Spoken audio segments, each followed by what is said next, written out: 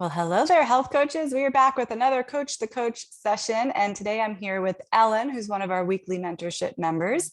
And Ellen wants to talk about getting into workplace wellness. Thanks for being here. Thank you. It's great to be here.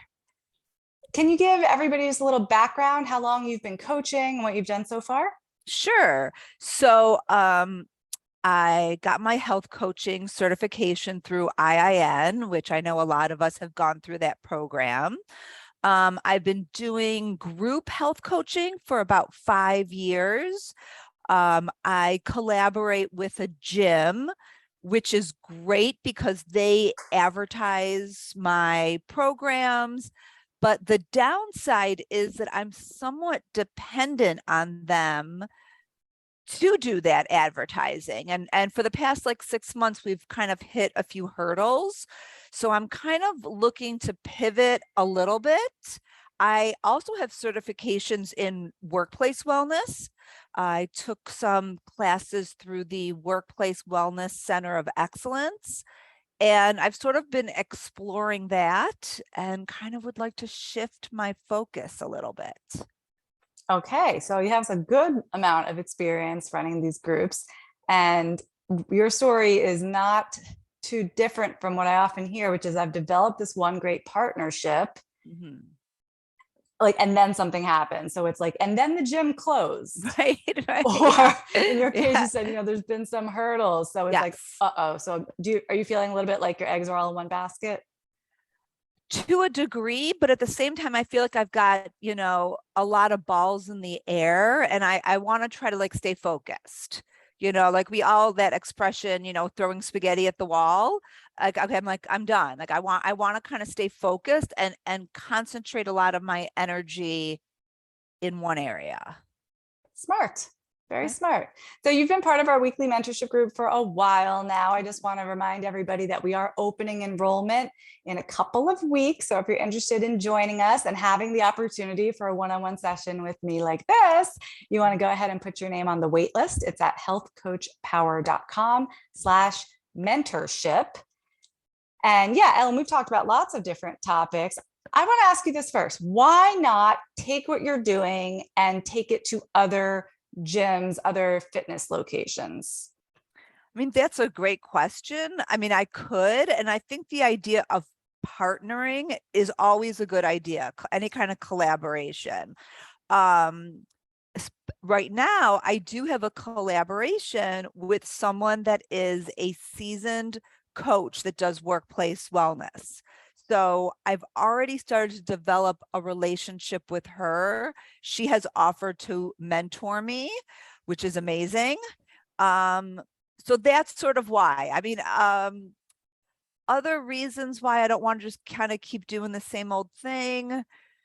I don't feel 100% comfortable on social media.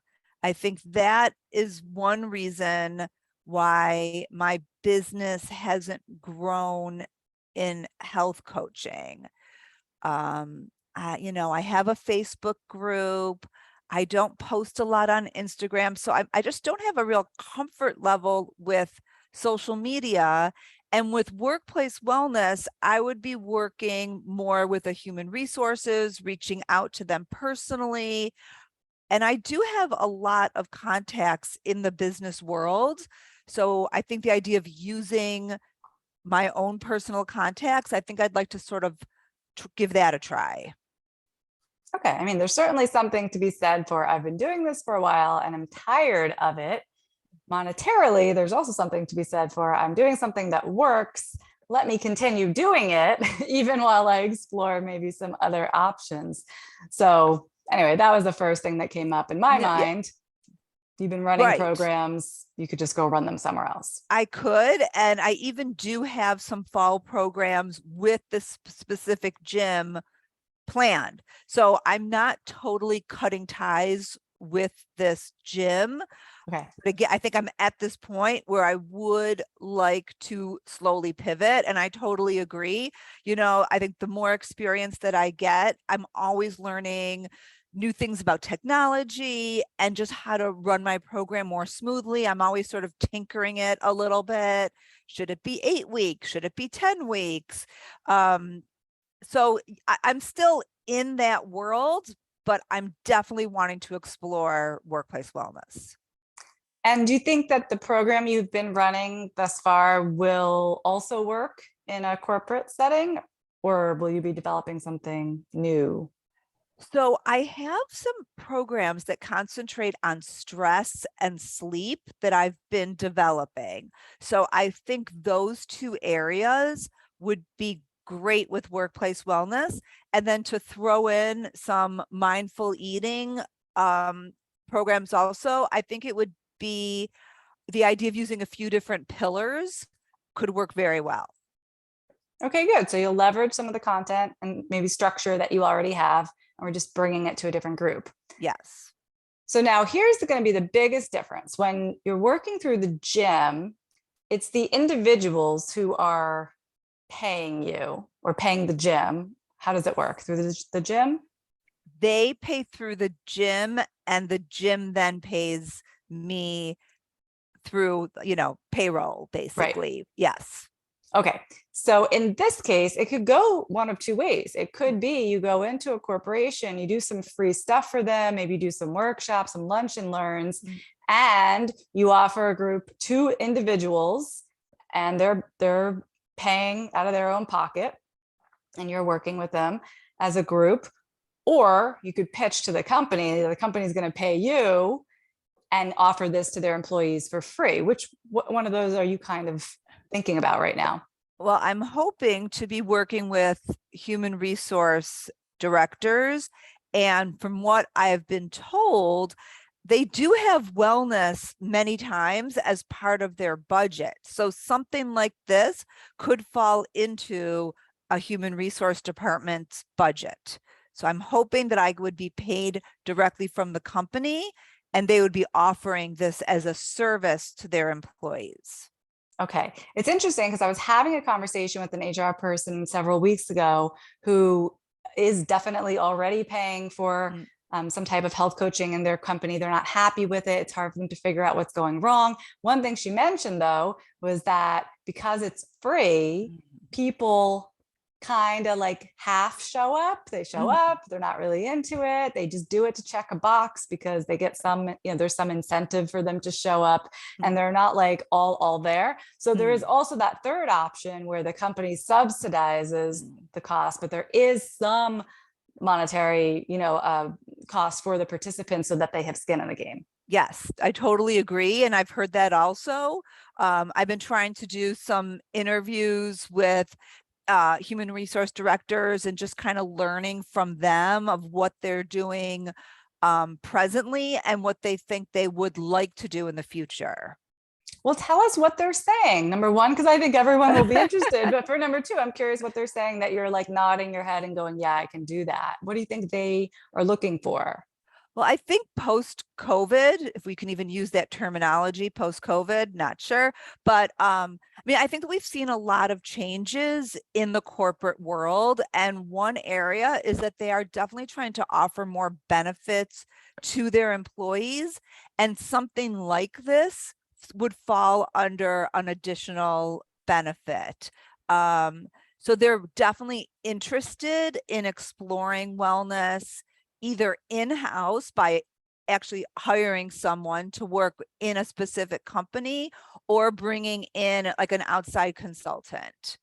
They look at it as benefits, also could be like a team building sort of a atmosphere also.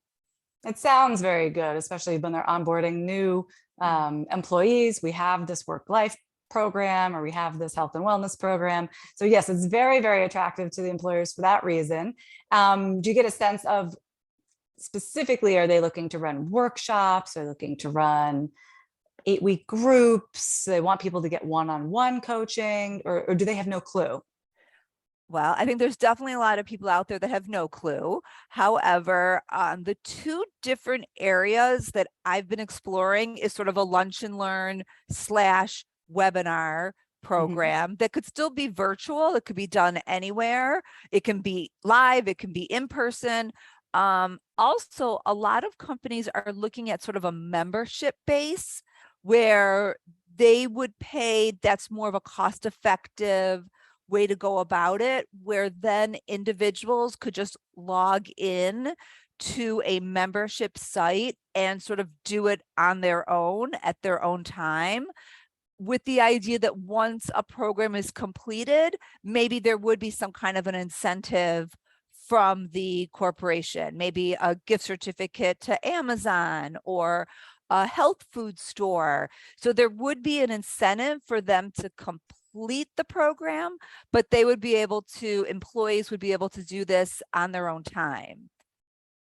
And Interesting. interestingly, a lot of companies would also allow family members to take advantage of something like this because it sort of falls under benefits. So it's not just for the specific employee, it could be for the entire family. Understood. Okay. So something like a simple lunch and learn, you show up for an hour, you do a thing in the cafeteria, or it's over Zoom, to something that actually sounds rather complex, having a member site, people are logging in, and there's a lot of technology sort of involved with that. That might not be the place to start, I'm thinking. Okay, good advice. Good I advice. mean, would you agree, or do you have an idea of how you could do that? I do. I mean, I agree. Like right now, I am not set up to handle something like that, but I am exploring different types of websites that could work as a membership based portal. Again, this is something that that I'm researching, I'm looking at on my list of things to do. But I mean, from another piece of advice that I've been told is that you need to be ready to go. If you have someone in human resources, or for that matter, any client that wants to hire you, you can't say, okay, I'll get back to you in 6 weeks. You have to be ready to go. So that's kind of what my short-term goal is, kind of for the next 6 weeks. I really want to kind of get some of these things in place. Because I think fall is a great time to start something like this.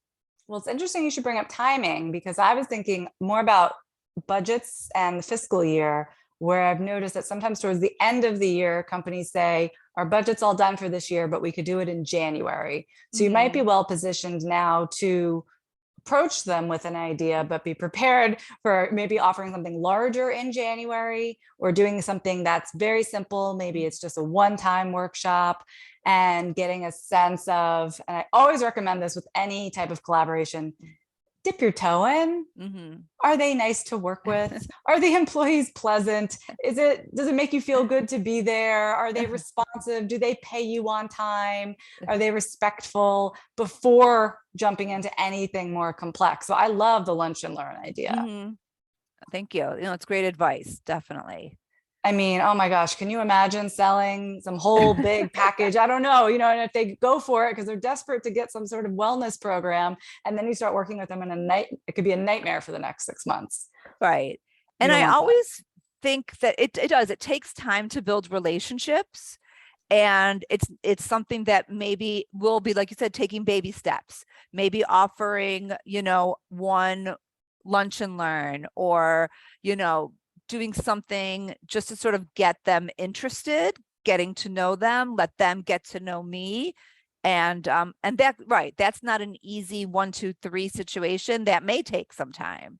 It might, yeah. And, then they have turnover within their departments, or you have to talk to so-and-so. There's all kinds of red tape. So I love keeping it really simple on your side.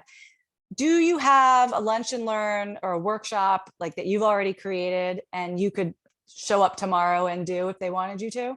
Yes. I mean, I think my, 8 to 10 week program, which is sort of what I've been doing with this gym, each one could be its own lunch and learn. It maybe would need to be tweaked a little bit, but I think each topic could stand alone as, one single lunch and learn or webinar.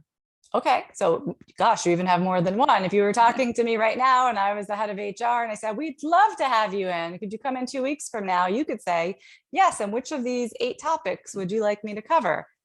Yes. Perfect. Okay, So you mentioned that you have some contacts. You have 8 potential lunch and learn workshops. Who can you reach out to? It is that relationship Mhm. that always gets you in the door. So I think before you even get all into LinkedIn or start, hounding down people on Instagram or anything like that, let's start with who you know. Yeah, no, I think that's definitely great advice. And, I have a Google Doc of some personal contacts that I have that I have slowly started to reach out to. And even just locally, like reading a business, media site about local businesses here in Buffalo. That could be a good entryway, sending someone an email and mentioning like, oh, congratulations on your recent promotion, and kind of just use that as sort of an introduction to what I do and how I could help them or help their company. I like how you've been warming up a list of potential leads. And are these people in HR? Some are HR, some are, CEOs of small companies. Yeah, that makes sense. Okay, so if you just took, I don't know how many people are on your list, but if you took like your top 5, the ones that you are like, yes, this would make a really excellent collaboration, what would be your next step to get the ball rolling with them? Because it sounds like you're ready. I mean, the next step, I think, is just to send them an email, give them an update. If it's someone that I know personally, I think it could be more of a casual email where I would say, hi, just wanted to update you on a new project I've been working on. I'd love to set up, either a Zoom or in-person coffee date to tell you a little bit more about it. I have Calendly, so I could include a link directly to my calendar and to make it easy to just, make an appointment and either talk to them via Zoom or talk to them in person, whatever makes the most sense. I got an email recently. I mean, it's totally different in a way, but it was like a reach out from someone saying, hey, I do this thing with Instagram. Can I help you? And I got to say, I held on to that email for like a week thinking I was going to write back because I was like, Mhm. I was interested, but eventually I just hit delete because I didn't have time. Yeah. So I'm gonna challenge you. What if, as part of that reach out email, you included the phrase or the idea of how can I help you? Okay. Like instead of I'm Ellen, I'm doing this, here's what I'm up to, here's my calendar, flip the Hmm. conversation a little bit. I was thinking about you. Are you still involved with XYZ? I've been talking to a lot of, corporations like we were just talking about different needs in a post-COVID slash not post-COVID world. How can I help you? Okay. I love that. See That's if great. they can tell you right off the bat Uh-huh. what they're looking for. And Uh, maybe they need something that you're not offering right now or you haven't thought of. mhm. But I'm just thinking that might open the conversation in more of a conversational way versus a Okay. transactional way. I love that. Thank you. You're welcome. Do you think that there's 5 that you could get started with right off the bat? Definitely. Yes. Okay, so it's July right now, the middle of July as we're filming this. As you know, people are going to be on vacation. Mhm. They're going to be at the beach. They're not paying attention to things. So, what do you think the best follow-up strategy would be if you don't hear back from your 5 in the next however many? How long do you think, and what would be the follow-up? I mean, I think I would send an additional follow-up email if it is a warm lead, because yes, people are busy, people are on vacation, this may not be their priority. So I may send a check-in email just to kind of see if that spurs on a reply. And I guess my other idea would be go on to the next 5 and just keep plugging away. It is a numbers game in a Yeah. way. Anytime that you're doing like reaching out one to one. So yes, following up by email, maybe like a week later when hopefully they're back from their adventures. And are you, if you could think of any of these people, are you following them on another platform? Do you have another way of connecting with them? I'm definitely been building my LinkedIn contacts, so it's a good possibility that I'm already connected with them on LinkedIn. And I've been trying to just reach out, through LinkedIn with local human resource directors. So at least if we're already connected, it's easier for me to communicate with them. Okay, cool. I was thinking about it because I've had people reach out to me and say, oh, it looks like you and your kids had so much fun at the beach last week. I saw your pictures on Instagram. That's a great way to lead. Okay. You Yeah. know, like, and plus they see that you are, viewing their stuff, or you like their stuff, or you commented on their stuff elsewhere. And it builds just a little bit more like, I'm in your world. Okay. Got it. So just a thought. Okay. The inbox gets so full sometimes. If you show Yeah. up somewhere else, it can be helpful. Oh yeah, I was supposed to get back to Ellen. Okay. I love another great idea. Thank you. You're very welcome. So let's talk money real quick, because that usually comes up when it comes to this sort of thing.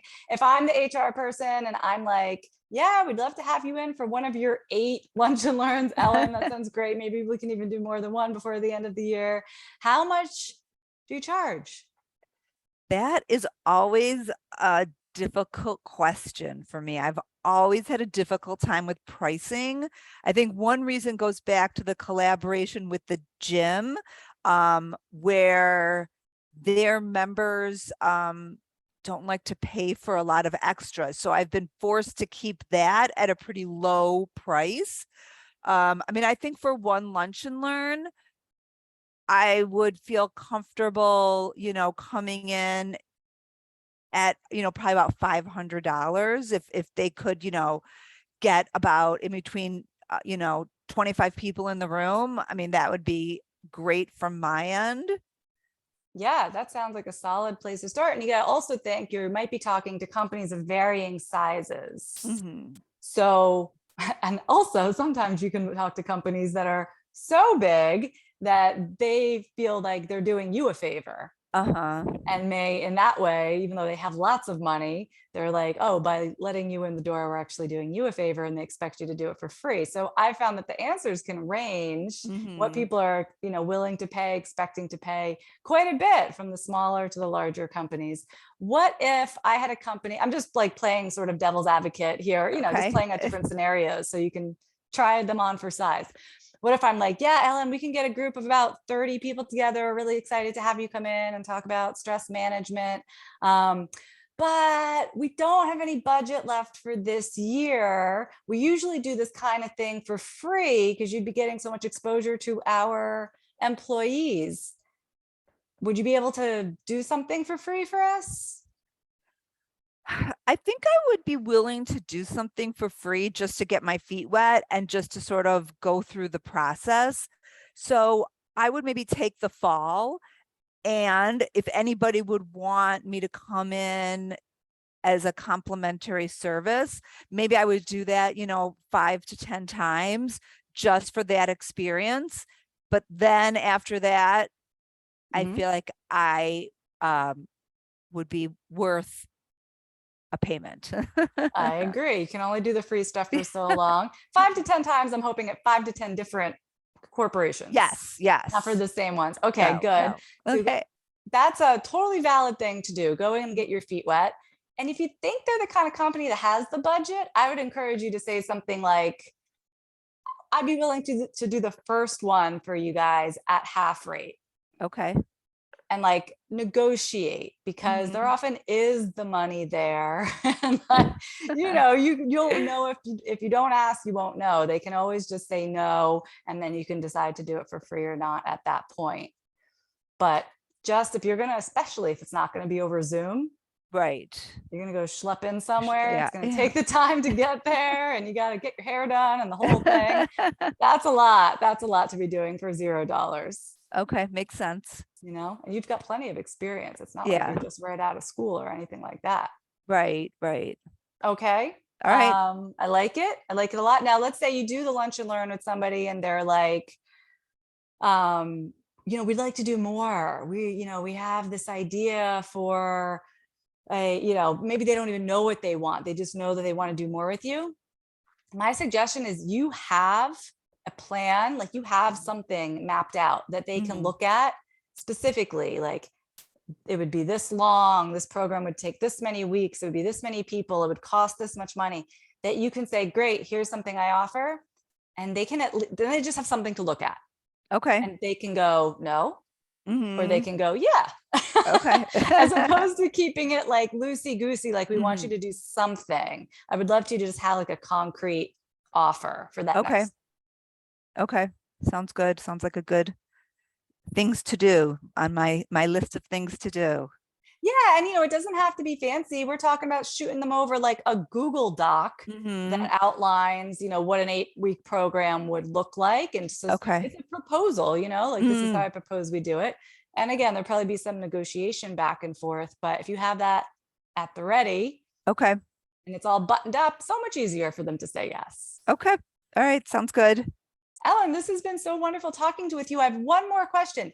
Are you still, or have you been this whole time working with individual clients in addition to these groups that you've been doing? So I actually just took on a individual client about 3 weeks ago. I've always been focused on group, and I love working one-on-one also. And it's just great conversation, very personal, and she may be able to open some doors for me. I haven't talked about that directly, but she is in the business world. And again, it's just been another really good experience for me. Good, because I was thinking whether you're doing something at a reduced rate or full price, or definitely if you're doing something for free, part of the deal, especially if you're not being paid, is you're going to collect email addresses from those in the room. Now, if someone's paying you to do the workshop, you might not be collecting the email addresses, but that would be a good energy exchange, because then you could follow up with those people after the workshop. And often these types of things do result in a client or two right away, because they've Mhm. met you, you've been there in person, you're talking to them and in their environment, and they know that you get what they're going through. And that would be another way to turn even these lower cost, smaller Mhm. lunch and learns into larger, income coming through the door. Sounds good. Thank you. You're welcome. Thanks for being here. And thanks to everybody for listening and watching. If you'd like to be part of our weekly mentorship group and have the chance for one-on-one session just like this, be sure to put your name on the wait list at healthcoachpower.com/mentorship. See you guys later. Thanks, Ellen. Thank you. Bye-bye.